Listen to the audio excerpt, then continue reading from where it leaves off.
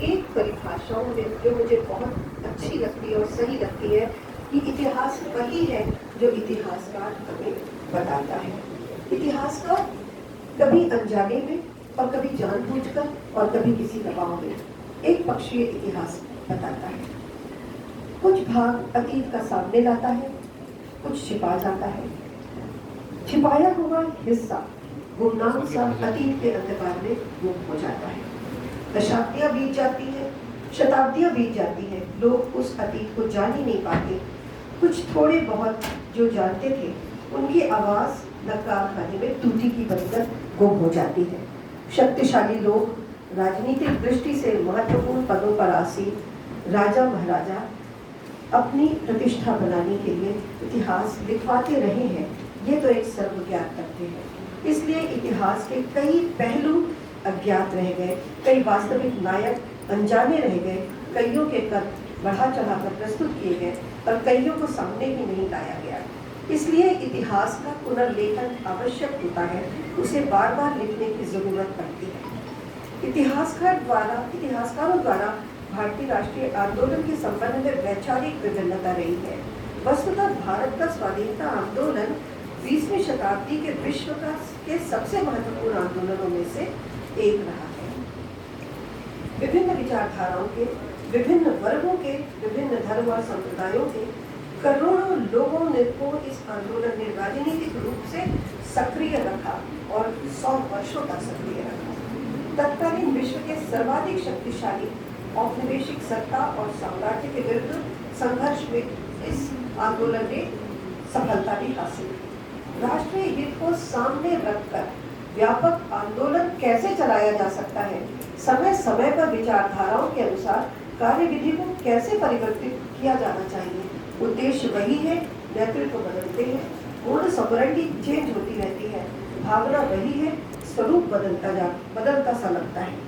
इस आंदोलन में राजनीति के कई रंग उभरे, कई प्रकार की विचारधाराएं राजनीतिक नेतृत्व पर अपना वर्चस्व कायम रखने के लिए आंदोलन कभी कमजोर नहीं हुआ, उसकी मारक शक्ति बढ़ती गई, उसकी विविधता बढ़ी। राष्ट्रीय आंदोलन की एक तीव्र धारा सशस्त्र आंदोलन की भी थी, क्रांति की भी थी।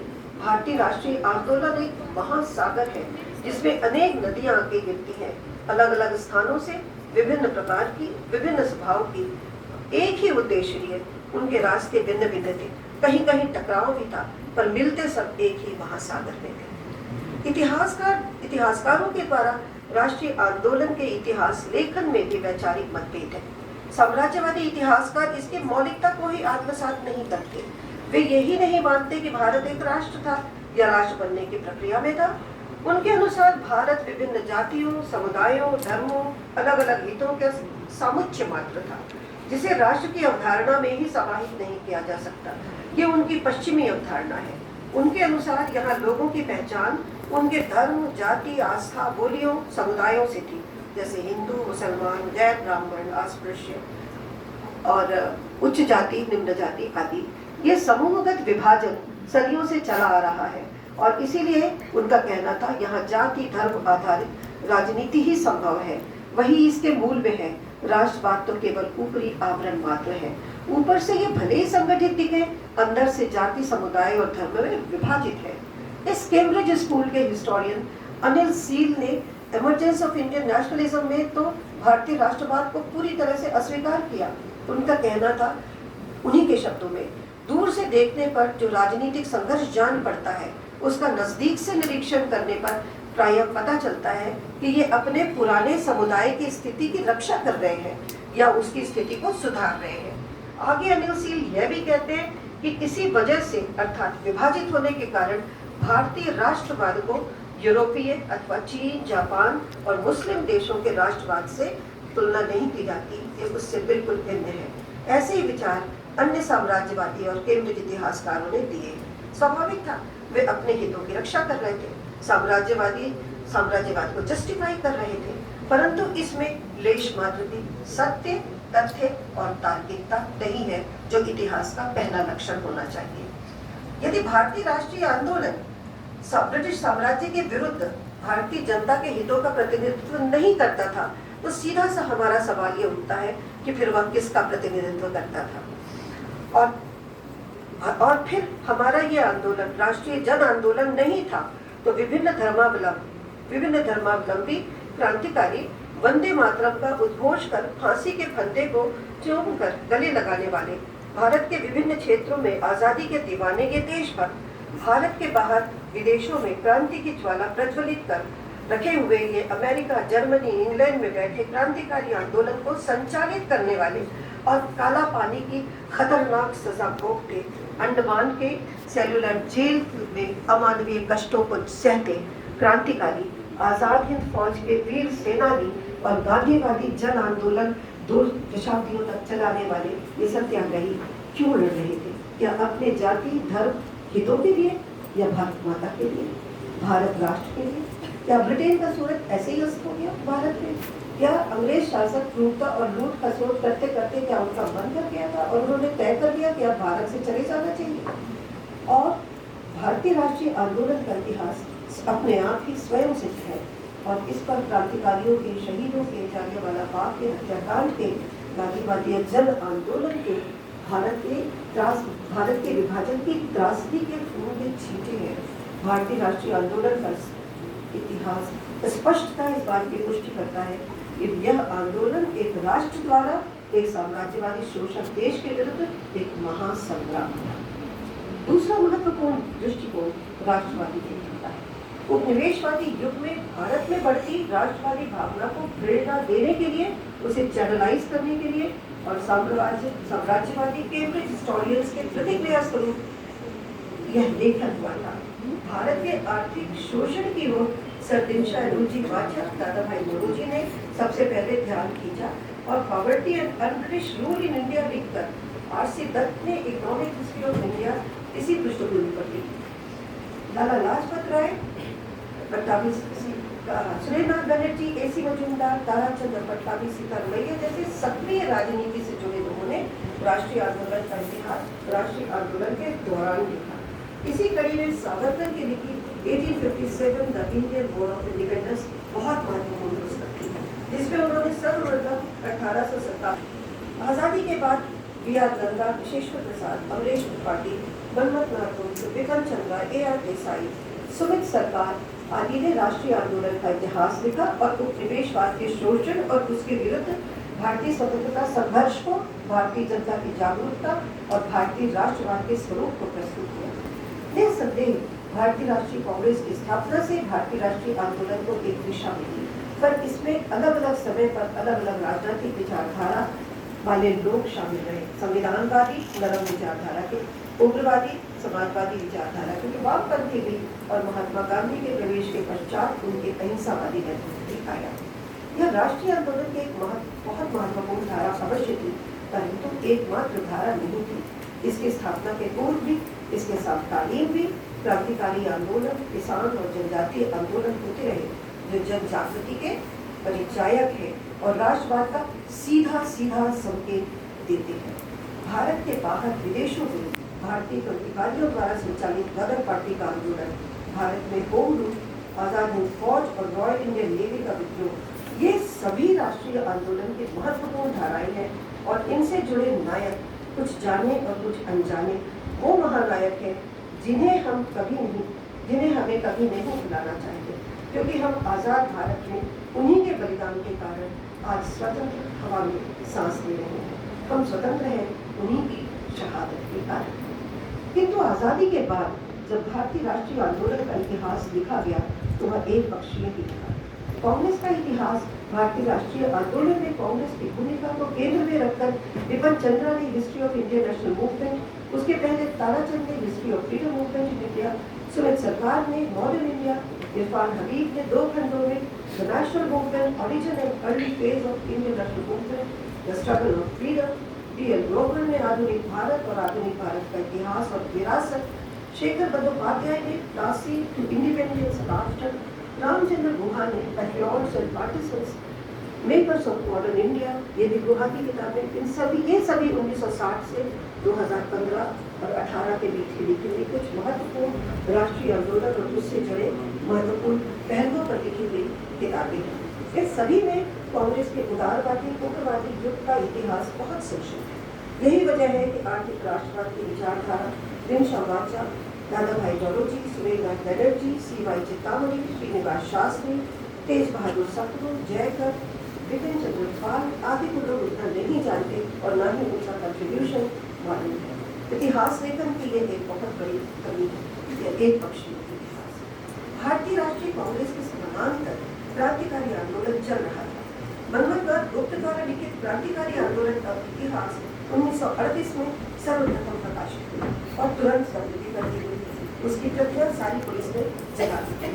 आजादी के बाद उनके भारत के क्रांतिकारी नाम से एक पुस्तक आई, जिसमें उन्होंने क्रांतिकारी आंदोलन की व्याख्या की है और सभी प्रमुख क्रांतिकारी घटनाओं और क्रांतिकारियों का परिचय दिया। पूर्ववर्ती वामपंथी इतिहासकारों ने साम्राज्यवादी केंद्रित इतिहासकारों की शब्दावली का प्रयोग करते हुए क्रांतिकारियों के लिए आतंकवादी शब्द का प्रयोग इन पुस्तकों में किया, जो स्वतंत्र भारत में स्वतंत्रता के लिए शहीद होने वाले देशभक्त क्रांतिकारियों के लिए प्रयुक्त करना बेहद गलत और अपमानजनक रहा। वे अंग्रेजी विदेशी शासन के लिए खतरनाक थे, भारतीयों के लिए नहीं। अंग्रेजों ने उन्हें टेररिस्ट कहा था क्योंकि वे क्रांतिकारियों की सशस्त्र क्रांति से टेरराइज्ड थे। आजादी प्राप्त करने का ये उनका मार्ग था और भारतीय इतिहासकारों का उन्हें टेररिस्ट कहना बहुत गलत है। मदनलाल धिंगड़ा के जीवनीकार लिखते हैं कि श्यामजी कृष्ण वर्मा ने धिंगड़ा के कार्यों की सराहना की थी और उन्हें आजादी के खातिर होने वाले शहीद के रूप में स्वीकार किया था। एक लेख में जो इंग्लैंड की धरती पर होने वाला भारतीय शहीद उन्हीं के शब्दों में है, शीर्षक से लिखा गया था कि कर्जन वाइली की हत्या के बाद पुलिस अदालत में उनके बयान राष्ट्रीयता और बहादुरी के प्रतीक थे। क्रांतिकारियों के वीरता और शहादत के इतिहास को ये सामने लाना आवश्यक है। सावरकर पर प्रसिद्ध इतिहासकार विक्रम संपत की Savarkar echoes from the forgotten past उनके जीवन और संघर्ष का नैरेटिव प्रस्तुत करती है। यह क्रांतिकारी कंट्रीब्यूशन और उनके रोल पर बहुत महत्वपूर्ण पुस्तक है। विदेशों में जाकर भारतीय क्रांतिकारियों ने भारत की आजादी के लिए भी चर्चा है। ये शोधपरक पुस्तकें हैं जो भारत में और भारत के बाहर विदेशों से संचालित क्रांतिकारी आंदोलन पर प्रकाश डालती है। और भारतीय आंदोलन जब लिखा गया तब अलग से रेवोल्यूशनरी मूवमेंट पर कभी चर्चा नहीं मिलती। ये प्रसिद्ध पुस्तकें हैं, यह अध्याय उनमें छूट गया। ये आंदोलन गांधीवादी आंदोलन के पहले और उनके समानांतर भी चले। हम यह तो नहीं कह सकते इतिहासकारों ने इन्हें महत्वपूर्ण नहीं माना होगा। तटस्थ इतिहासकारों के पास कोई चॉइस नहीं होनी चाहिए, परंतु इतिहास ही गवाह है कि इतिहास तटस्थ होना चाहिए, वस्तुनिष्ठ होना चाहिए। ये जितना आवश्यक है उतना ही कठिन है। इतिहास अक्सर दरबारी हो जाता है। ये बहुत दुख की बात है, पर यह एक सत्य है। ठीक उसी तरह सुभाष चंद्र बोस के नेतृत्व में और उनसे पहले INA के गठन पर आजाद हिंद सेना की स्वाधीनता आंदोलन में भूमिका, रॉयल इंडियन नेवी के रिवोल्ट की भूमिका भी बहुत महत्वपूर्ण, उसका भी बहुत महत्वपूर्ण योगदान रहा है। मैं इसमें आपको बताना चाहती हूँ कि मुझे 2-3 लोग ऐसे मिले अपने पढ़ाई के दौरान जिन्होंने रॉयल इंडियन नेवी में, जिनके परिवार वालों ने हिस्सा लिया, वो कुछ भी नहीं कहते। INA में तो मुझे बहुत लोग मिले, इनके मैंने इंटरव्यूज में रिपोर्ट किए हैं, पर मालूम नहीं क्यों रॉयल इंडियन नेवी वाले कुछ भी नहीं बताना चाहते।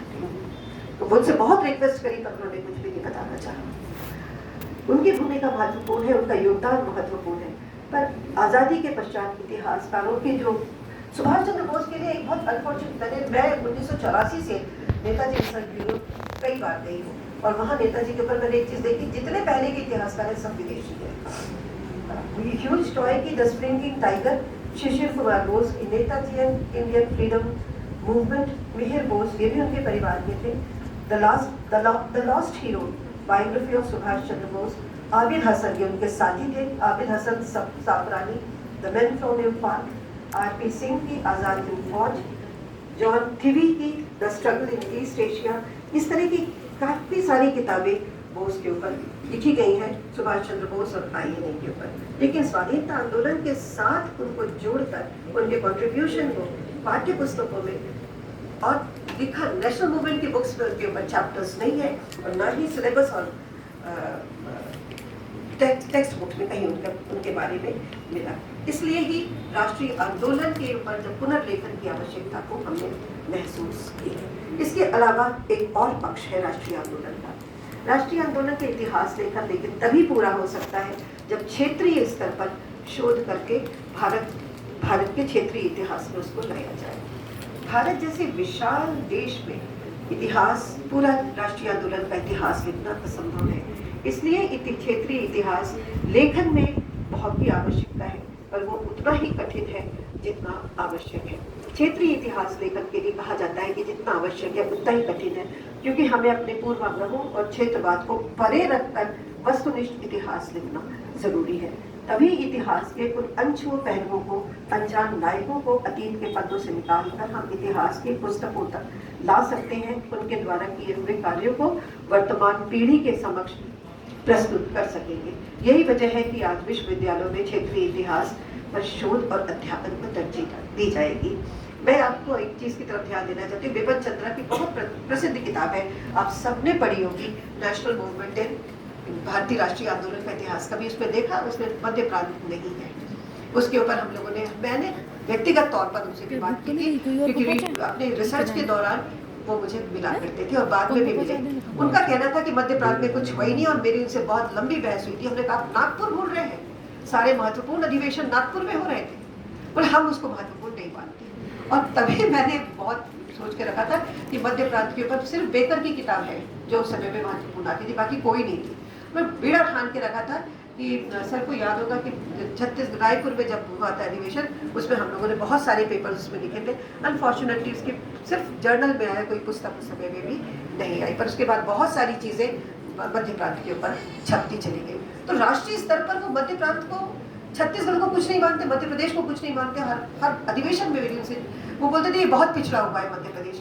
तो पहला सेंटेंस मेरा होता था, डू आई लुक बैकवर्ड? इस स्तर पे मैं बात कर सकती हूँ, मैं विषय में भी पारंगत हूँ, मैं हिंदी भी अच्छी बोलती हूँ, मैं अंग्रेजी भी अच्छी बोलती हूँ, पर आप क्यों इसको पिछड़ा मानते हो? आप क्यों इसको स्थान नहीं देते? इसलिए नहीं देते क्योंकि हम अपनी बात को उन तक एम्फैटिकली नहीं पहुँचाते।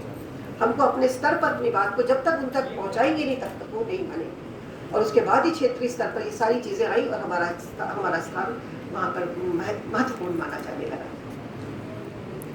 क्षेत्रवाद से परे हटकर हमको अपने इतिहास को लिखना जरूरी है, तभी इतिहास के वो अनछुए पहलू, अनजान नायकों को हम अतीत के पन्नों से निकालकर इतिहास की पुस्तकों पर ला सकेंगे और उनके किए हुए कार्यों को वर्तमान पीढ़ी के समक्ष प्रस्तुत करेंगे। छत्तीसगढ़ सन 2000 तक मध्य प्रदेश का अभिन्न अंग रहा है।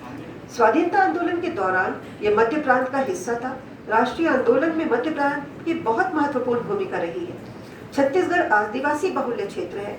महात्मा गांधी ने सविनय अवज्ञा आंदोलन में अपने निर्धारित कार्यक्रम के अंतर्गत जंगल सत्याग्रह को कार्यक्रम का हिस्सा काफी जांच पड़ताल के बाद बनाया था और इसकी जिम्मेदारी डीपी मिश्रा जी को दी थी, परंतु उनकी शीघ्र ही गिरफ्तारी के कारण एमएस अणे के नेतृत्व में बरार के पुसाट में 10 जुलाई 1930 को जंगल सत्याग्रह प्रारंभ हुआ।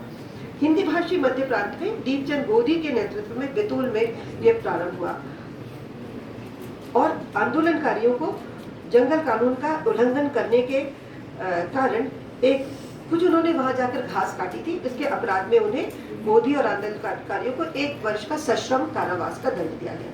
पर जो बात मैं आपको बताना चाह रही हूँ, महत्वपूर्ण बात यह है कि इस सविनय अवज्ञा आंदोलन के कार्यक्रम के अंदर संचालित जंगल सत्याग्रह के 8 साल पहले 1922 में छत्तीसगढ़ में जंगल सत्याग्रह की घटना हो चुकी थी नगरी सिहावा में। छत्तीसगढ़ में रायपुर जिले के अंतर्गत धमतरी तहसील अपने अधिकारों के प्रति बहुत जागरूक रही है। क्षेत्रीय नेतृत्व भी यहाँ महत्वपूर्ण भूमिका निभाता रहा है। कंडेल नहर सत्याग्रह भारत के इतिहास में कर न देने की पहला सत्याग्रह आंदोलन है जो क्षेत्रीय नेतृत्व में सफलतापूर्वक संचालित हुआ था। इसी तरह धमतरी से लगभग 80 किलोमीटर दूर स्थित सिहावा का जंगल सत्याग्रह अन्यायपूर्ण वन कानूनों का वनवासी बहुल क्षेत्र है। छत्तीसगढ़ के प्रसिद्ध महानदी का उद्गम सिहावा और श्रृंगी ऋषि का आश्रम है। इस तरह से ये ऐतिहासिक महत्व का भी क्षेत्र रहा। छत्तीसगढ़ के आंदोलनों और सत्याग्रह का महत्वपूर्ण पहलू यह आर्थिक था। ब्रिटिश सरकार ने जंगलों पर वन अधिकारियों वन नियमों के तहत प्रतिबंध लगा दिए थे, जबकि आदिवासी कृषकों का जीवन पूरी तरह से ही जंगलों पर निर्भर रहता है। जंगल अधिकारियों द्वारा उनसे जबरदस्ती बेकार ली जाती थी और यदि कभी इन्हें कुछ मजदूरी दी भी जाती थी तो वो इतनी कम होती थी कि उनका जीवन यापन बहुत कठिन था। ब्रिटिश अधिकारियों का शोषण की नीति इतनी जबरदस्त थी कि उसके प्रति उनका जीवन यापन भी नहीं होता था और उनके साथ बहुत असहिष्णुता का व्यवहार था। इसलिए आदिवासियों के अंदर बहुत अधिक असंतोष की भावना बढ़ चुकी थी।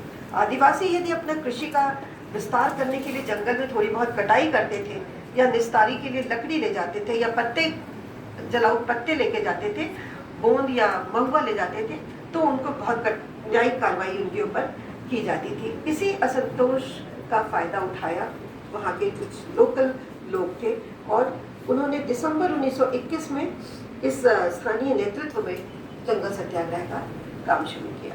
वन विभाग के नियमों की परवाह नहीं करते हुए कुछ आदिवासियों ने सिहावा नगरी में जंगल सत्याग्रह का पहले सप्ताह में जंगल सत्याग्रह की घटना शुरू की।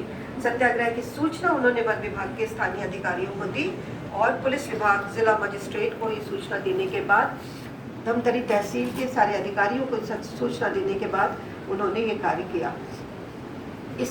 उनके ऊपर चोरी का आरोप लगाया गया, जुर्माना ठोक दिया गया और कुल 33 सत्याग्रहियों को 3 से 6 माह की सजा दी गई। 8 सत्याग्रहियों के नाम मिलते हैं जो सभी के सभी उसमें आदिवासी थे। श्यामलाल सोम, आनंद राम गौड़, हरक राम सोन, श्री राम सोम, पंचम सिंह, मंगतू केवट, श्री राम गौड़, इस तरह से कईयों के नाम है। इसी समय में यहाँ के कांग्रेस के कुछ स्वयंसेवक थे, वो लोग कांग्रेस के अधिवेशन में भाग लेने के लिए गए थे। पंडित सुंदरलाल शर्मा, नारायण राव मेघावाले, दत्त सिंह जगताप, बाबू छोटेलाल श्रीवास्तव, वो कांग्रेस से आए, उन्हें इसकी जानकारी मिली और उन्होंने इस आंदोलन को आगे बढ़ाया। मैं उस पूरी घटना को आपको नहीं बताना चाहती, मैं सिर्फ ये बता रही हूँ कि इसका नेतृत्व करने वाले श्यामलाल सोम आदिवासी युवक थे उस समय में, जो 20 वर्ष के थे। उन्होंने अपनी डायरी, अपना स्वयं लिखित नोट दिया जो उनकी ही ग्रैंड डॉटर से मुझे प्राप्त हुआ है, जो कहीं इतिहास में हमें नहीं मिलता, जो मैंने कहा था अनजान नायक। श्यामलाल सोम उस समय 1921 में रायपुर के स्कूल के विद्यार्थी थे। वो लिखते हैं कि वो नॉर्मल स्कूल की पढ़ाई छोड़कर असहयोग आंदोलन में प्रवेश लेने के लिए आए थे और उसकी ट्रेनिंग लेने के लिए उस समय में नागपुर गए थे। आंदोलन के बारे में उनको जानकारी जब पता चला कि गांधी जी असहयोग आंदोलन शुरू कर रहे हैं, तो उनको लगा कि वो किस प्रकार से श्यामलाल सोम की हस्तलिखित नोट है, डायरी है, वो उसको उन्होंने लिखा है कि उन्होंने कहा कि जब उन्हें पता चला कि नागपुर में प्रशिक्षण के समय में कि मैं भी इसको कुछ अपना योगदान देना चाहता हूँ, तो अपने साथियों के साथ उन्होंने चर्चा की कि हम किस प्रकार से अपने साथियों को एकत्रित करें और हम इस आंदोलन में को आगे बढ़ाएं। तो जब उन्हें पता चला कि यह हमारे जंगल सत्याग्रह की घटना हम कर सकते हैं, अंजाम दे सकते हैं, क्योंकि हमारे सारे आदिवासी भाइयों के साथ दुर्व्यवहार किया जा रहा है, तब उन्होंने सारी जंगल की ज़रूरतें उनकी पूरी नहीं होती। उन्हें पहली बात लगी कि जो इस जंगल के ऊपर हमारा अधिकार है और हम अपने अधिकारों के लिए अधिकारों की लड़ाई लड़ सकते हैं। पहला उन्होंने अपनी डायरी में लिखा है कि हमारा जन्मजात अधिकार जंगल के ऊपर है। दूसरा, हमारा कानूनी अधिकार, ये कैसे इसे हमारा अपना कानूनी अधिकार कैसे बना सकते हैं, क्योंकि इसके ऊपर 2 प्रकार के अधिकार होते हैं। एक हमारा जन्म से अधिकार होता है, दूसरा हमारा समाज से अधिकार होता है। हमारा समाज पूरा जंगल में रहता है, तो हमारा सामाजिक अधिकार भी है। ये मैं बताना चाहती हूँ कि ये लोग के आदिवासियों के अंदर ये चेतना आ चुकी थी इसका कि हमारे अपने अधिकारों की लड़ाई में लड़नी है। तब इन्होंने तय किया कि हम 5-5 के समूह में जाएंगे और वहाँ इन जंगल को कभी आदिवासी काटता था ही नहीं, क्योंकि उसका जीवन जंगल से था और उनके पास कोई शस्त्र नहीं थे। ब्रिटिश रिकॉर्ड्स में मिलता है उसको कि उन्होंने वो शस्त्र लेके गए, इसके ऊपर अत्याचार किए गए। उनके शस्त्र जब उनको कंगाला, शस्त्र में क्या मिलता है? शस्त्र मिलाकर छोटे कुल्हाड़ी, छोटी सी कुल्हाड़ी, कुल्हाड़ी का साइज उसकी करेगा 8 इंच, वो 8 इंच की छोटी सी कुल्हाड़ी। उनके साथ 5 के समूह में गए और वहाँ उन्होंने जाके थोड़ी सी ट्रिक्स काटी। अंग्रेजी में वो ट्रिक्स लिखा हुआ है, छोटी छोटी ब्रांचेस उन्होंने काटी और वो पेपर अपने जलाओ करती थी। और तब उनको भाई हमें दे दो यार रिकॉर्ड हमको ब्रिटिश रिकॉर्ड बस करते हैं कि उन्होंने किया। और श्यामलाल सोम की व्यक्तिगत डायरी भी नहीं, उसकी कॉपी है, बच्चे वो कॉपी उनकी ग्रैंड डॉटर से मिली, जिसमें उन्होंने एक खाली कहाँ डाल और देख लो ये भाई। अब हम दूसरी चीज़ अब आवश्यकता है कि हम क्षेत्रीय इतिहास को सामने लाए तो उनको नए सोर्सेस की जरूरत है। अब चर्चा आती है स्रोत। हमको अज्ञात, अल्पज्ञात, अज्ञात और नायक ढूंढने के लिए नए सोर्सेस की जो चाहिए।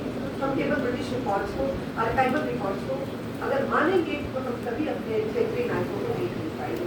तो इनके लिए हमको क्षेत्रीय स्रोत ढूंढने हैं, उन क्षेत्रीय स्रोतों को महत्व देना है और मौखिक स्रोत भी देखते हैं। और मौखिक स्रोत हमारे यहाँ लोकगीतों के ऊपर आजकल नया काम किया जा रहा है, पर इससे मौखिक स्रोतों को बहुत औषधि प्रेरित किया जा रहा है। साक्षात्कार, उनके परिवारजनों से हमने साक्षात्कार लेना है। इतिहास में स्रोतों का उपयोग बहुत संभालकर करना बहुत आवश्यक है। अपना क्षेत्रीय इतिहास में हमें अपनी क्षेत्रीय भाषा की जानकारी ही होना पर्याप्त नहीं है। उस काल के लोकगीतों के लिए भी हमें कोलैबोरेट करना पड़ेगा स्रोतों को। लोकगीत में अवश्य जरूरी है कि लोकगीत हमेशा सत्य पर आधारित होगी, क्योंकि बिना उसके तो लोकगीत बन ही नहीं सकता। तो लोकगीतों के अंदर से इतिहास ढूंढने के लिए हमें अपने समय की लोक गाथा, लोकगीत, इन सबके अर्थ को समझिए। लोकगीत और लोक गाथा में लोक कथाओं को भी पढ़िए, उन सबके अंदर एक ही तथ्य मिल रहा है तो वो सच है। इन लोक साहित्य को पढ़िए, इन सब लोकगीत, लोक कथा, लोक गाथा और उसके साथ यदि उसके परिवार के लोग मिल रहे हैं तो साक्षात्कार। पर सिर्फ साक्षात्कार सही नहीं होता, क्योंकि हर व्यक्ति अपनी बात को बढ़ा चढ़ा के बताएगा। नए स्रोतों को स्वीकार करके क्षेत्रीय साहित्य के आधार पर हम क्षेत्रीय लोगों को, उन नायकों को सामने ला सकते हैं। और आज इस अमृत महोत्सव में उन नायकों को खोजा जा रहा है, उस इतिहास को हम सामने लाएंगे, तभी हम राष्ट्रीय आंदोलन के उस सही इतिहास को लाएंगे। नहीं तो अमूमन हमारे वो लोक नायक जो है वो इतिहास में गुम होके रह जाएंगे। हमारा पहला दायित्व है कि हम उस अज्ञात पक्ष के को सामने लाएं और राष्ट्रीय आंदोलन के सही इतिहास को लिखें। मेरे ख्याल से मैंने अपनी बात आपके सामने रख दी है और मैं आह्वान करती हूँ हमारे युवा शोध छात्र छात्राओं का भी और युवा साथियों का भी कि वे इस इतिहास को सामने लाएंगे। आपने मेरी बात सुनी।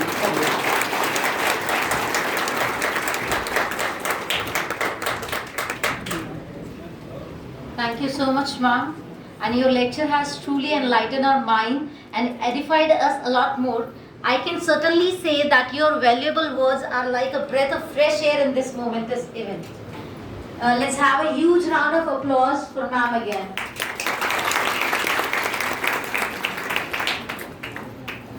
And now moving further, I would like to take this privilege to welcome a great figure amongst us, Professor B.K. Srivastava sir.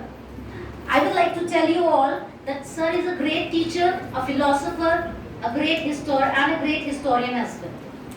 Professor B.K. Srivastava sir is a well-known personality in the field of regional and national history of India. And sir has bagged more than 50 books and over 100 published research papers in his name. Sir holds a notable expertise in the field of Bundelkhand history and culture. And sir has indeed an indescribable career in the education and administrative field. And sir is definitely an inspiration to us all. Today it's my great honor to welcome Professor B.K. Srivastava sir. And now I may request sir to take over the mic and illuminate the occasion with his wise words.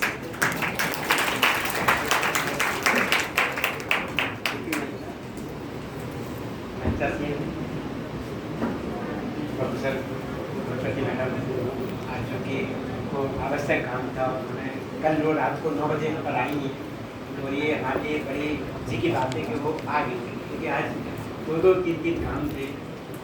आपका financial year का भी चल रहा है तो वो भी closing की हो रहे और एक APC की अर्जेंट मीटिंग थी। नहीं तो निश्चित रूप से उन्होंने पहले आश्वासन दिया था कि हम पूरे समय देंगे, लेकिन एडमिनिस्ट्रेटिव असाइनमेंट में कभी कभी काफ़ी चीज़ें आ जाती हैं, क्योंकि उनको विश्वविद्यालय को रखा। प्रोफेसर आभार रुपेश पाल मैडम जो हमारे आग्रह पर यहाँ पर आए, और प्रोफेसर नवीन गेडियन सर सचिव मध्य प्रदेश इतिहास परिषद, जो कि शुरू से इस अधिवेशन की तैयारी को निरंतर बात करते रहे, हमेशा हमें उत्साहवर्धित करते रहे कि नहीं जो भी होगा मैं हूँ ना। और डॉक्टर पंकज सिंह जिनके साथ बजने वाली तालियां बता देती हैं कि उनका परिचय क्या है, और उन्होंने बहुत ही अच्छी तरह से इसको निरंतर मैं देख रहा हूँ कि मैं तो कई असाइनमेंट्स में लगा रहता हूँ, लेकिन मैं बराबर बात कर रहा हूँ तो सुबह 10 बजे से शाम को वो पूरे समय इसमें लगे रहते हैं। इवन रात को 11 बजे तक उनके फ़ोन आते थे, सर क्या। और हमारे अनुरोध पर यहाँ पर जो गणमान्य नागरिक शहर से आए उनका भी स्वागत है, और विश्वविद्यालय के शिक्षक बंधु, हमारे प्यारे शोधार्थी, प्यारे छात्र छात्राओं,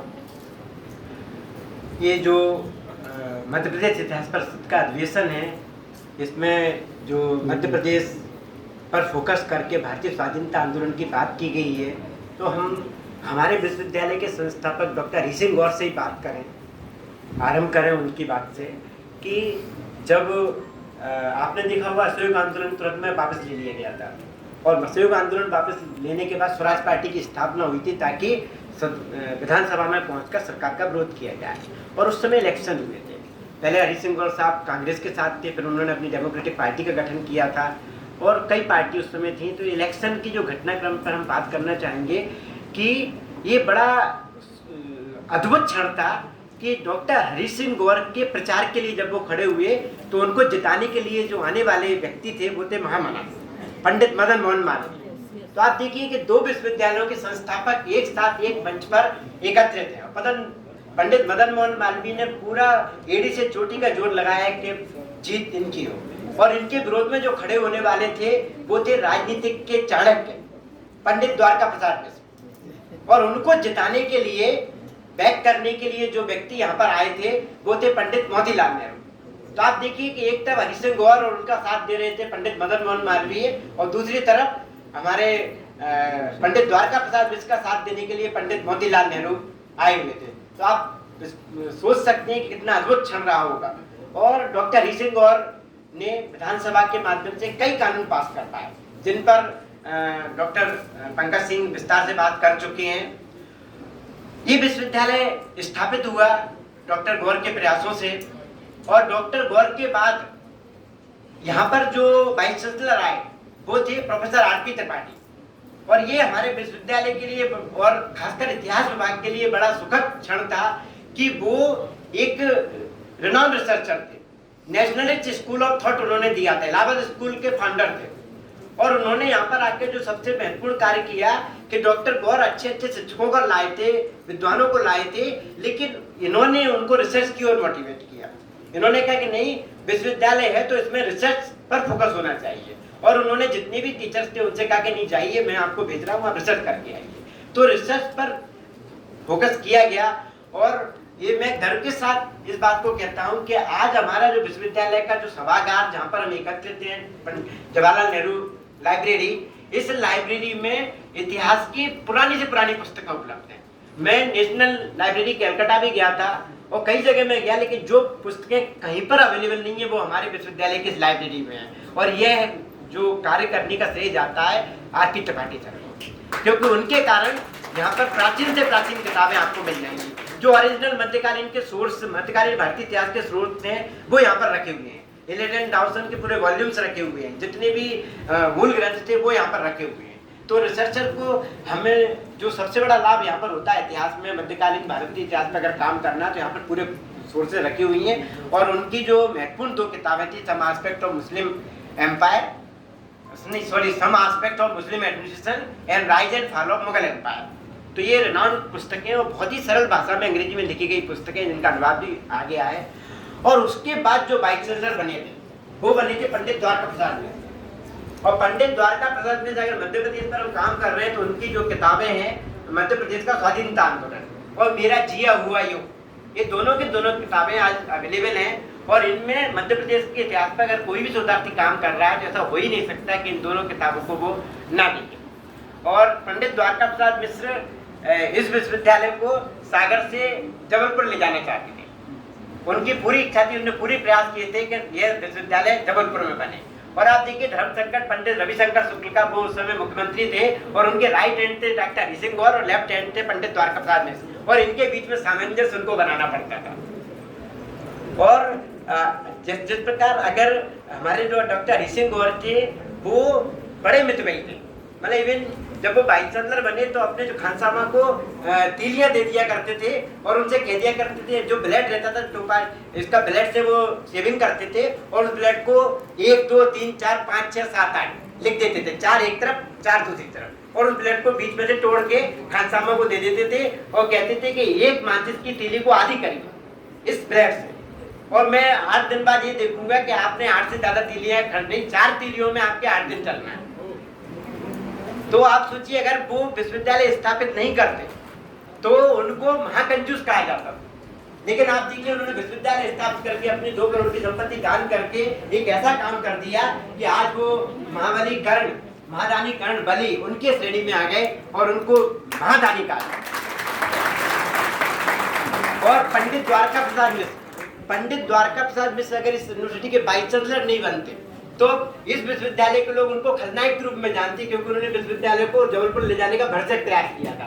तो उन्होंने यहाँ पर आकर जो काम किए, यहाँ की जो एक एक बिल्डिंग है, आप जो बिल्डिंग देख रहे हैं वो बिल्डिंगों को बनाने का उस निर्माण में आपको एक एक ईंट पंडित द्वारका प्रसाद मिश्र का नाम देगी, क्योंकि उन्होंने बहुत बेहतर ढंग से इस विश्वविद्यालय की स्थापना की। और पंडित द्वारका प्रसाद मिश्र इतिहासकार भी थे, स्वाधीनता संग्राम सेनानी भी थे, और इस विश्वविद्यालय को वास्तविक आकार देने का उन्होंने काम किया। तो ये बड़ा महत्वपूर्ण चीज है। और साथियों एक चीज और मैं आपको बताना चाहूंगा कि पंडित द्वारका प्रसाद मिश्र ने एक बड़ा काम किया, वो ये किया कि खंडवा में एक हमारे विश्वविद्यालय का दीक्षांत समारोह आयोजित किया और खंडवा जाकर पंडित मदन मालवीय को डीलिट की उपाधि प्रदान की। और ये पंडित माखनलाल चतुर्वेदी के प्रति ये जो कार्य किया गया वो इसलिए किया गया क्योंकि हमारी जो गाय है उसको हमारी संस्कृति में माता कहा गया है, और इस सागर में पास में रतौना है पड़ता, 10 किलोमीटर भोपाल की तरफ जाएंगे। यहाँ पर अंग्रेजों ने एक योजना बनाई कि 1400 गाय बैल को काटकर यहाँ पर कसाई खाना खोलेंगे और डिब्बा बंद गौ मांस यहाँ से निर्यात किया जाएगा जर्मनी का जो एकाधिकार था निर्यात पर उसको रोककर इसको चमड़े का निर्यात किया जाएगा पूरे विश्व में, और डिब्बा बंद गौ मांस निर्यात किया जाएगा। और इसके लिए उन्होंने इतनी तेजी से कार्य किए कि तुरंत तालाब खोद दिया गया, रेलवे लाइन डाल दी गई रतौना तक, मैसर सेंट डेविडपोर्ट एंड कंपनी को ठेका दे दिया गया कसाई खाना खोलने का, और पंडित माखनलाल चतुर्वेदी खंडवा से बॉम्बे जा रहे थे, और 40 गांव स्टेशन पे जब मॉर्निंग में पेपर आया, न्यूज़पेपर पायनियर, उन्होंने पढ़ा तो उसमें इसका विज्ञापन छपा हुआ था रतौना कसाई खाने का। तो उन्होंने तुरंत अपनी यात्रा स्थगित की और उतरकर और बॉम्बे में से वापस जबलपुर आए, और जबलपुर में कर्मवीर समाचार पत्र के माध्यम से रतौना आंदोलन पर एक सतत लेख लिखे, और रतौना आंदोलन में जो गाय काटी जाने वाली थी उसको रोकने के लिए कार्य किया। और उस समय जो भारतीय राष्ट्रीय कांग्रेस के अध्यक्ष थे लाला लाजपत राय, उनसे वो मिले और लाला लाजपत राय को इतना प्रेरित किया कि उन्होंने अपने उर्दू समाचार पत्र मदनी मातरम में 53 लेख लिखे इस कसाई खानों को रोकने के लिए। और यहाँ पर पंडित जो भाई अब्दुल गनी खान ने जमीनी आंदोलन चलाया, और उन्होंने स्पष्ट कर दिया कि कोई भी गाय बाद में कटेगी, पहला मेरा सिर कटेगा। इस कसाई खाने में अगर आपको काटना तो गाय आप बाद में काटेंगे, पहला मेरा सिर काटेंगे। तो ये बड़ा तीव्र आंदोलन चला। तो ये रतौना आंदोलन को मैं सांस्कृतिक आंदोलन का नाम देता हूँ। ये एक सांस्कृतिक आंदोलन था, और ब्रिटिश सरकार इतनी घबरा गई कि जब अधिवेशन हो रहा था उसमें असहयोग आंदोलन का प्रस्ताव पारित होना था 1920 के कांग्रेस के अधिवेशन में, और उसमें ये प्रस्ताव रतौना आंदोलन का भी प्रस्ताव पारित होने वाला था। सरकार इतनी घबरा गई, उन्होंने विष्णुदत्त शुक्ल से संपर्क किया और कहा कि तुरंत 4 भेजिए और कहिए अपनी योजना अपनी वापस ले ली, और योजना वापस ले ली गई। और इस प्रकार सागर की धरती पर ये अंग्रेजों की पहली नैतिक एवं प्रशासनिक शिकस्त थी। ये भाई अब्दुल गनी और जितने भी सागर के स्वाधीनता संग्राम सेनानी थे उनके आंदोलन का प्रताप था, और साथ में ये पंडित माखनलाल चतुर्वेदी की पत्रकारिता की बड़ी जीत थी, कर्मवीर पत्रकारिता। और साथियों इसीलिए पंडित द्वारका प्रसाद मिश्र ने उनको खंडवा जाकर सम्मानित किया था, लेकिन वो काम कुछ अधूरा रह गया था, और उस अधूरे काम को पूर्ण हमारे माननीय कुलपति प्रोफेसर नीलिमा गुप्ता मैडम ने अभी 10 मार्च 1922 को किया है कि हमारे स्टेडियम के जो अब्दुल गनी खान स्टेडियम का उद्घाटन करके लोकार्पण करके। तो इस प्रकार आप देखिए कि इतिहास किस प्रकार घटित होता है कि आंदोलन 1920 में हो रहा है, लेकिन उनके परिणाम आज तक सामने आ रहे हैं। और जहाँ पर ये अंग्रेज खून की नदियां बहाना चाहते थे, उस रतौना में आज दूध की नदियां बहा रही है, वहां पर गौशाला बन चुकी है। और वो भी काम अधूरा ही था, और उस काम को पूरा फिर हमारी माननीय कुलपति महोदय प्रोफेसर नीलिमा गुप्ता ने किया है कि यहाँ पर उन्होंने 12 नवंबर 1921 को एक कामधेनु पीठ की स्थापना की, और इस कामधेनु पीठ के माध्यम से गाय के दूध पर मतलब काफी जो अमृत कहा जाता है उस पर रिसर्च की जाएगी, और इस अमृत को कैसे जनता तक पहुंचा जाए इस पर काम हुआ। तो आप देखिए इतिहास किस प्रकार गति दिशा एवं अर्थ अपने आप प्राप्त करता है। साथियों, ये जो हमारा मध्य प्रदेश है, बुंदेलखंड है, बुंदेलखंड की धरती पर जहाँ पर हम सागर है, सागर में सबसे पहला जो अंग्रेजों के विरोध में स्वाधीनता का प्रस्ताव पारित हुआ था वो हमारे बुंदेलखंड में ही पारित हुआ था, चरखारी। चरखारी में 42 देशी रियासतों के राजे रजवाड़े एकत्रित हुए थे, और माँ भगवती के सिर पर हाथ रखकर उन्होंने कसम खाई थी कि अंग्रेजों को, कलकत्ते के सांप को भारत से भगा कर रहे हैं। और इसका जो वर्णन है वो हमें लोकगीतों में मिलता है। पारिचत को कटक मिलता है, पारिचत को कटक में दुष्किशोर लिखते हैं कि बुढ़वा मंगल कीन श्री रत्न नरेश ने जुरे सकल परवीन कौल भगवती शीश पर, बुढ़वा मंगल में जुरे राजन सहित नवाब, रहना जावे देश में कलकत्ते को साथ। तो आप देखिए कि अखिल भारतीय स्तर पर स्वाधीनता का पहला प्रस्ताव चरखारी में पारित हुआ, जहाँ से कि उमा भारती खड़ी होती है, चरखारी को हम सब जानते हैं अच्छी तरह से। और उसके बाद अंग्रेजों को जो बुंदेला विद्रोह हुआ 1842 का, उस बुंदेला विद्रोह में यहाँ पर आपके MC ओमनी यहाँ पर कमिश्नर थे, डिप्टी कमिश्नर थे, agent to the governor general Charles Fraser थे। और जिस प्रकार मधुकर शाह ने, जिस प्रकार चंद्रपुर के जवाहर सिंह ने, जिस प्रकार पारिचत जयपुर के राजा पारिचत ने, जिस प्रकार हीरापुर के हृदय शाह ने इस आंदोलन की कमान संभाली, उससे अंग्रेज इतने परेशान हो गए कि उनको बड़ी मुश्किलों का सामना करना पड़ा। क्योंकि अंग्रेजों की जो फौज थी, इसका जो चयन था इतना बेहतर चयन था कि पूरी की पूरी फौज उस समय अफगानिस्तान युद्ध में गई हुई थी लड़ने के लिए, और न केवल लड़ने के लिए गई थी, अभी तो वहां पर मुगी खाई थी, हार गई थी। और उसके बाद यहाँ पर 1920 में रतौना आंदोलन होता है, और उसके बाद जैसा कि हमारी आदरणीय प्रोफेसर रूपा आभा पाल मैडम ने जंगल सत्याग्रह की बात की, तो जंगल सत्याग्रह सागर में भी बहुत तेजी से हुआ था, और एक बार फिर जंगल सत्याग्रह की कमान सागर में भाई अब्दुल गनी ने संभाली थी, और उन्होंने अपनी एक नज्म लिखी थी, उसकी 2 लाइन में जरूर पढ़ना चाहूंगा। उनमें लिखा था उन्होंने कि अरे अंग्रेज तेरे कानून को जर्जर कर दे, अरे अंग्रेज तेरे कानून को जर्जर कर दे, आज जंगल से तो कल मुल्क से बाहर कर दे, आज जंगल से तो कल मुल्क से बाहर कर दे। उसके बाद झंडा सत्याग्रह इसके पहले जो हुआ था, इसमें भी आपको देखिए कि पत्रकारिता की एक वजह थी वो, क्योंकि यहाँ से बुंदेलखंड का और मध्य प्रदेश का पहला दैनिक समाचार पत्र था प्रकाश, और उसके संपादक थे मास्टर बलदेव प्रसाद, और मास्टर बलदेव प्रसाद ने प्रकाश समाचार पत्र के माध्यम से इस झंडा सत्याग्रह को गति दिशा में अर्थ प्रदान किया था। उसके बाद आपका व्यक्तिगत सत्याग्रह होता है। व्यक्तिगत सत्याग्रह में स्वामी कृष्णानंद ने इसकी कमान संभाली थी, और यहाँ से सर्वाधिक सत्याग्रही व्यक्ति सत्याग्रह में सागर के थे, सागर के आसपास के थे। और फिर उसके बाद 1942 का भारत छोड़ो आंदोलन हुआ। तो साथियों, हमारे मध्य प्रदेश में और बुंदेलखंड में आपको बता दें कि छतरपुर के पास सत्तार नदी है, और सत्तार नदी के किनारे कुटिया बनाकर चंद्रशेखर आजाद, जो कि मध्य प्रदेश के रहने वाले थे, अज्ञातवास में इस कुटिया बनाकर यहाँ पर रहे थे, और उनके आने से क्रांतिकारी आंदोलन को एक नई दिशा अर्थ मिला था। कई क्रांतिकारी उस समय पैदा हुए थे। पंडित राम सहाय तिवारी छतरपुर के थे, और उसके बाद जब महात्मा गांधी बुंदेलखंड में मध्य प्रदेश में आए, करीब 11 बार मध्य प्रदेश में महात्मा गांधी आए, और उनके आने से इस आंदोलन को गति मिली, दिशा मिली, तेजी मिली। तो इस प्रकार मध्य प्रदेश में जो आंदोलन हुआ, स्वाधीनता का आंदोलन, इसके कई आयाम हैं, और सांस्कृतिक रूप से, राजनीतिक रूप से, स्वाधीनता संग्राम के रूप में आप देखिए कि यहाँ पर ऐसी कोई जिले की तो बात छोड़ दीजिए, एक ऐसी कोई तहसील नहीं थी जहाँ पर कोई ना कोई व्यक्ति ऐसा ना हो जिसने स्वाधीनता आंदोलन में बढ़ चढ़कर हिस्सा लिया हो।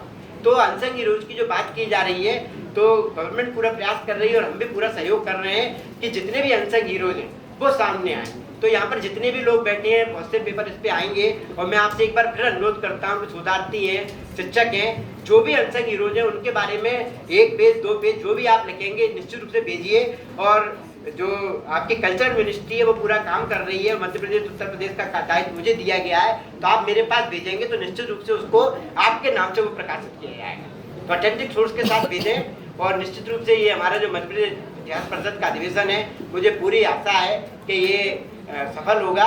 और जिस प्रकार से लोग आए हैं दूर दूर से, कष्ट देखिए, आप ये मान के चलिए कि कोरोना ने हमें घर में रहना सिखा दिया था, हम एकांगी हो गए थे, तो ये अधिवेशन होने के बाद हमें बड़ा वो था कि लोग आएंगे कि नहीं आएंगे, लेकिन ये अधिवेशन हमारे लिए बड़ा फ्रूटफुल रहा है कि आप सब उस मिथक को तोड़कर अपने घर से निकलकर यहाँ पर आए। और ये 39वां अधिवेशन है। आपको बता दें कि मुझे जो UFO की स्थिति थी कि लोग आएंगे कि नहीं आएंगे, लेकिन ये चूंकि 39वां अधिवेशन था इसलिए मुझे पूरा विश्वास था कि इसमें लोग आएंगे। वो इसलिए विश्वास था क्योंकि यहाँ पे जो मुझे आवास आवंटित किया गया था इस विश्वविद्यालय के द्वारा, उस आवास का नंबर C39 है। और इस C39 में मैं जब आया था तो मेरा एक रिसर्च पेपर नहीं था, एक सिंगल रिसर्च पेपर मेरे नाम नहीं था। और मैंने यहाँ पर रहकर, मेरे नागिल दुबे जी यहाँ पर बैठे हुए हैं, पहली बार इनने जो सेमिनार किया था, कॉन्फ्रेंस की थी, उसमें मैंने पहला पेपर प्रस्तुत किया था। और उसके बाद जो किताबें आई, पेपर आए, निरंतरता जो बनती रही, तो मुझे ना जाने क्यों ऐसा लगता है कि इसके पीछे C39 क्वार्टर भाग्यशाली मेरे लिए था। तो मुझे विश्वास था कि जब C39 भाग्यशाली है तो मध्य प्रदेश जाति परिषद का 39वां अधिवेशन निश्चित रूप से भाग्यशाली होगा। और ये कितना भाग्यशाली होगा ये मुझे विश्वास है, और ये अपन देखेंगे। मैं यही कहकर अपनी वाणी को विराम देता हूँ। आप यहाँ पर आए इसके लिए आपको हार्दिक साधुवाद, आपका वंदन, अभिनंदन, नमस्कार। Thank you very much, Professor B.K. Srivastava, sir, for blessing us with your valuable words. Now, may I request Dr. Sanjay Barolia, sir, to kindly come up on the stage and pay his regard to all our respected guests and deliver his vote of thanks.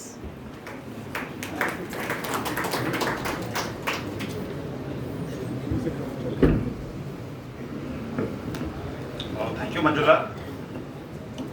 मेरा सौभाग्य है कि आज यहाँ उपस्थित विद्वज्जनों को आभार ज्ञापित करने का मुझे अवसर दिया गया है। क्योंकि विद्वज्जन पूरे देश प्रदेश से आए हुए हैं तो निश्चित ही मेरे लिए एक गर्व का विषय है। मित्रों, कोरोना महामारी जिसने हमें ऐसा स्वरूप प्रदान किया कि अपना रौद्र रूप दिखाते हुए हमको एक दूसरे से अलग कर दिया, लेकिन आज हम आपके चेहरे देखकर, खुशनुमा चेहरे देखकर अति आनंदित हैं, प्रसन्नित हैं। और इस कोरोना महामारी ने हमारी जो डिस्टेंसिंग थी इसको बना दिया था, और आज मौका आया है जब इससे उभर कर हम एक दूसरे से रूबरू हो पा रहे हैं। तो हमारी जो मानवीय संवेदनाएं हैं, सम्मान है, अपनत्व की भावना है, इस सब की भावनाओं को इस कोरोना महामारी ने इसके पश्चात एक मजबूती दी है, और हम अपने मानवीय सम्मान को, प्रेम को और अधिक उन्नत और महसूस कर पा रहे हैं। ये सभी आप लोगों का आप लोगों का कॉन्ट्रीब्यूशन है, ये संभव हो पा रहा है। आभार की श्रृंखला में मैं अपने माननीय कुलपति मैडम और कुलगुरु प्रोफेसर नीलिमा गुप्ता मैडम का आभार व्यक्त करना चाहता हूँ कि उन्होंने हमको ये अवसर दिया कि हम इस सभागार में, विश्वविद्यालय में कार्यक्रम आयोजित कर सकें, क्योंकि ये उनका ही प्रयास है, उनका ही संरक्षण है कि किसी सेमिनार्स को हम भली भांति निर्बाध रूप से कर सकते हैं। उन्होंने अपना आशीर्वाद दिया, उनका बहुत आभार। इस अगली कड़ी में मैं आभार व्यक्त करता हूँ हमारे बीच उपस्थित बीच वक्तव्य देने वाले आदरणीय मैडम प्रोफेसर माल मैडम का, जो बड़ी ही स्नेही हैं, बड़ी सरल स्वभाव की हैं। जब भी हमें आवश्यकता पड़ती है हमको आशीर्वाद देती है। मैं बहुत उनका आभारी हूँ, क्योंकि अभी विगत माह ही उनका अभी उन्होंने सेवानिवृत्ति उनकी हुई है विश्वविद्यालय से, और तमाम व्यस्तताओं के बावजूद आप समझ सकते हैं कि जब व्यक्ति रिटायर होता है कितनी समस्याएं होती हैं, कितना समय उनको काम करना पड़ता है, लेकिन उसके बावजूद उन्होंने समय निकाला। हम मैडम के तहे दिल से, इतिहास विभाग की तरफ से, विश्वविद्यालय की तरफ से तहे दिल से आभार व्यक्त करते हैं। मैं आभार व्यक्त करता हूँ इतिहास परिषद का, क्योंकि जैसे जानते हैं हम लोग कि हमारे उनके अध्यक्ष प्रोफेसर B.K. श्रीवास्तव साहब हैं, और सचिव उनके परम मित्र गिरीश साहब मौजूद हैं, साथ ही साथ कार्यकारिणी मौजूद है। तो एक कार्यकारिणी और पूरा परिषद का ही प्रयास है कि उसने हमारे सागर स्थान को और विश्वविद्यालय चयनित किया, and that made us give us an opportunity to host this mega function in the form of this seminar और परिषद। तो मैं विभागाध्यक्ष प्रोफेसर B.K. श्रीवास्तव का आभार व्यक्त करता हूँ कि विश्वविद्यालय और हमारे विभाग को उन्होंने ये अवसर प्रदान किया कि हम इस सेमिनार को होस्ट कर सकें। साथ ही आभार व्यक्त करता हूँ प्रोफेसर गिडियन साहब का, जो सेक्रेटरी हैं इस परिषद के, और निरंतर इस कार्य में लगे रहते हैं कि how to make it better and more purposeful for the academia. और इसीलिए सर का ये प्रयास रहता है और लगातार वो अपनी सेवाएं इस रूप को, इस परिषद को बेहतर करने में लगातार दे पा रहे हैं। तो उनको और मैं सारी कार्यकारिणी को, जिसमें तमाम हमारे साथीगण और बड़े साथी मौजूद हैं, जिसमें कि madam Gupta, madam Zabina John, madam Kumkum Mathur, madam Meena Srivastava और तमाम सारे विद्वजन मौजूद हैं, मैं उनका आभार व्यक्त करता हूँ।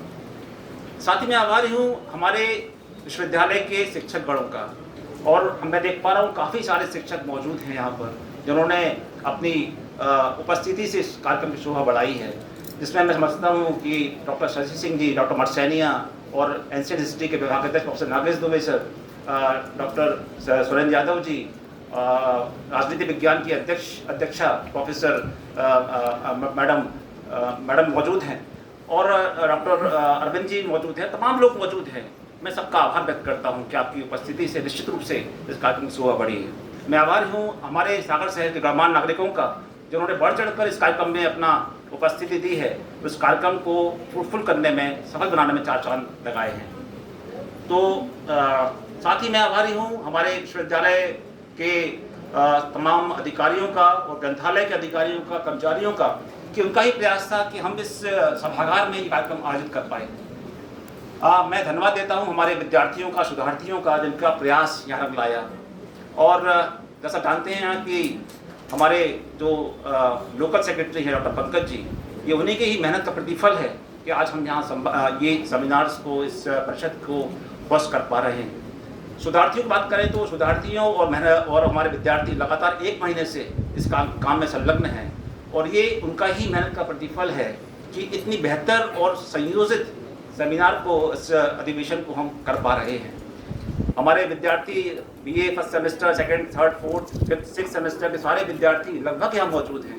साथ ही सारे शोधार्थी मौजूद हैं, जिन्होंने पूरे तन मन धन से अपनी इस कार्यक्रम को बेहतर करने में, बनाने में अपनी भूमिका का निर्वहन किया है। मैं आभारी हूँ हमारे वरिष्ठ सहयोगी और हमारे विभाग के प्रोफेसर अशोक अहरवार का, मैडम पीटी खंदारे मैडम का, जिन्होंने अपना बराबर सहयोग और समर्थन और कॉपरेशन इस कार्यक्रम को संचालित करने में दिया है। मैं काफ़ी सारा नाम है, काफ़ी बच्चे हैं, स्कॉलर्स काफ़ी हैं, मंजुला, स्वाति, मोनाली, अदिति, पल्लवी, आशु अहरवार, हरिचरण, राजपाल, रामलाल, तमाम सारे शोधार्थी, सादावालम, तमाम शोधार्थियों का ये मेहनत है, और अखिलेश अहरवार, अखिलेश सेन, तो तमाम शोधार्थियों का प्रतिफल है कि इस बेहतर सेमिनार को, इस अधिवेशन को हम कर पा रहे हैं। और सामान्य हमारे मौजूद हैं कल के दिन CR हमारे सेकंड, थर्ड सेमेस्टर के, तो ये सारे लोगों का प्रयास है, प्रतिफल है, जिसके कारण से ये संभव हो सका। यदि मैं किसी का नाम मिस कर रहा हूँ, I am sorry for that, मैं क्षमा प्रार्थी हूँ, क्योंकि जितना हम लोग सामने दिखे। हाँ, जैसा मैंने कहा कि शहर से गणमान्य नागरिक मौजूद हैं, तो मैं देख पा रहा हूँ कि हमारी मशहूर कवित्री डॉक्टर शरद सिंह मैडम मौजूद हैं, और डॉक्टर गजाधर जी को मैं देख पा रहा हूँ, और तमाम सारे लोग मौजूद हैं। मैं डॉक्टर त्रिपाठी साहब मौजूद हैं, तो तमाम लोग हैं जिनका अपना महती भूमिका उन्होंने योगदान दिया है।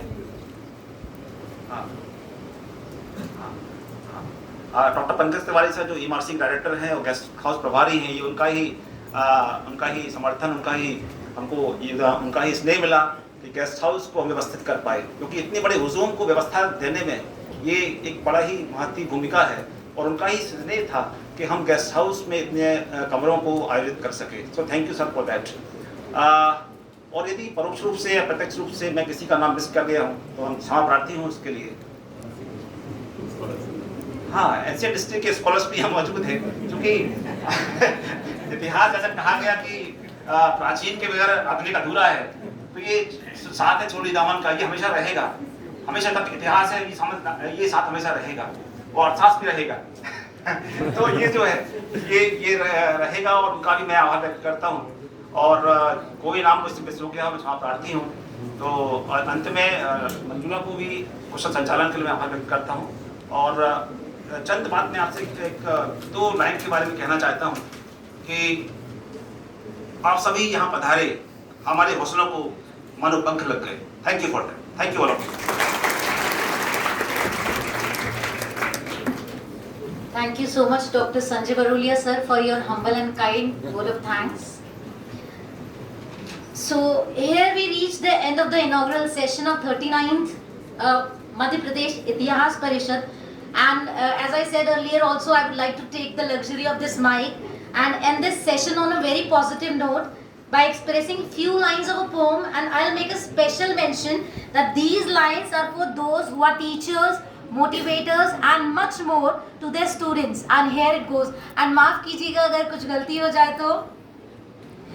सुंदर सुर सजाने को साज बनाता हूँ, नौसिखिए परिंदे को बाज बनाता हूँ, चुपचाप सुनता हूँ शिकायतें सबकी, तब दुनिया बदलने की आवाज बनाता हूँ।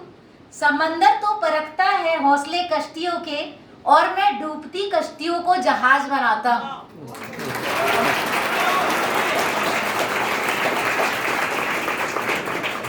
बनाए चाहे चांद पे कोई बुर्ज खलीफा, अरे मैं तो कच्ची ईंटों से ही ताज बनाता हूँ, अरे मैं तो कच्ची ईंटों से ही ताज बनाता हूँ। Thank you very much everyone for joining us today, and I wish you all a good day. Thank you all, and we might take a break of 10 minutes and we can begin after that. So if anyone wants to take a high tea or tea, you can go downstairs. The facility is there. Thank you so much all. आप सभी का आभार। और क्योंकि जिन लोगों ने high tea नाश्ता या चाय मिल गया है तो वो यहाँ बैठे रह सकते हैं, और चाय के लिए चाय की व्यवस्था नीचे है, और हम लोग 10 मिनट 15 मिनट का ब्रेक ले रहे हैं।